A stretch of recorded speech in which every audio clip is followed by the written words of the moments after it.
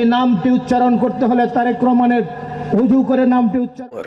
বিএনপির সিনিয়র নেতা বলেন, তারেক রহমানের নাম উচ্চারণ করতে হলে অজু করে করতে হবে, কারণ স্বাধীনতার মহান ঘোষকের সুযোগ্য পুত্র বাংলাদেশের বৃহত্তম রাজনৈতিক দলের চেয়ারপারসন হচ্ছে বেগম জিয়ার উত্তরসূরি তারেক রহমান। তার নাম উচ্চারণ করতে হলে অজু করে করবেন। আমরা সরাসরি নেতার মুখ থেকে শুনে আসি।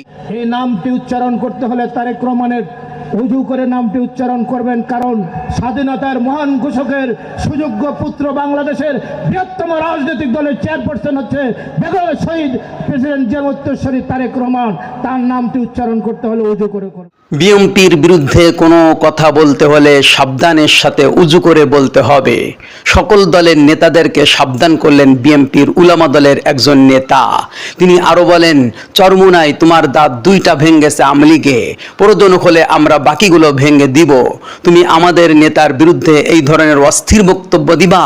বাংলার জমিনের মধ্যে তোমার কোনো জায়গায় মাহফিল করতে পারবা না, মাহফিল করতে দিব না ইনশাআল্লাহ। ভিক্ষা করে খাও, ভিক্ষা করে চলো। এত সম্পত্তির মালিক কোথার থেকে হয়েছো? বাংলাদেশ জাতীয় উলামা দল তোমাদের বিরুদ্ধে দুদুকে মামলা করবে, সেই সম্পত্তির হিসাব তোমাদের দিতে হবে। আমরা কথাগুলো সরাসরি বাংলাদেশ জাতীয় উলামা দলের মুখ থেকে শুনে আসি।